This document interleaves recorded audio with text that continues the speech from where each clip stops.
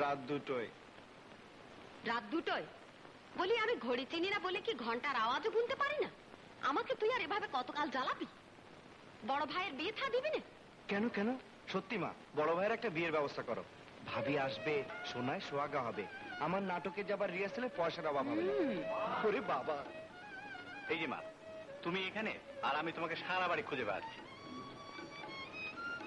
নাও ধরো, এখানে 150 টাকা আছে, বাড়িওয়ালিকে 100 টাকা দিয়ে দিও। আমি বাপু তোদের সব ঝামেলা বইতে পারবো না, তোরা এবার বিয়ে থা কর। বিয়ে? ওরে বাপরে, চলি, আজ আমার একটা হিয়ারিং আছে।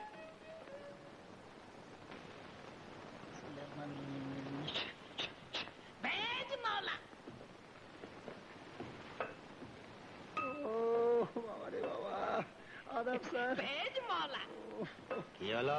আর বলবেন না স্যার, মাজার ব্যথায় মরে গেল। টাকা দাও। টাকা দিয়ে কি হবে বাবা? সে কিছু তোমার দরকার কি? দেখ বাবা, আমার রক্ত ক্ষয় করা টাকাগুলো শুধু শুধু নষ্ট করিস নি। আমার যা খুশি তাই করবো, তুমি টাকা দেবে কিনা বলো। কথা কথা চটে যাস কেন? আমি কি দেবো না বলেছি তোকে? নে ধর। 1 টাকা হবে না। কি? 2 টাকা দাও। না, যা। শোনো, মাকে বলে দিয়ে আমি সিনেমা দেখতে যাচ্ছি, আমার ফিরতে দেরি হবে। হ্যাঁ, সিনেমা দেখতে যাচ্ছি। কি ছেলেই না জন্ম নিয়েছিল আমার ঘরে। জ্বালা জ্বালা, যত পারিস জ্বালিয়ে নে, আমি মরি তারপরে বুঝবি।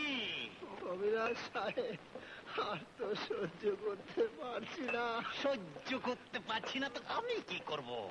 বলে টাকা নিয়ে এসেছো যে ওষুধ দেবো? বলে অসুখ তো এমনিতেই আসে, কিন্তু আমার ওষুধ তো আর এমনিতে আসে না। বাচ্চা ধন কমান্ডার, আমার কলেজে যাওয়ার ব্যবস্থা করো। চলুন স্যার। ভেজ মৌলা। আমি চলি। হুজুর, আমার ওষুধ দিয়ে না গেলে এসে দেখবেন আমার লাশ পড়ে আছে। কম্পাউন্ডার, এদের 11 নম্বরের গুলি একটা করে খাইয়ে দাও। আর শোনো, তোমরা কালকে আমার সঙ্গে দেখা করো।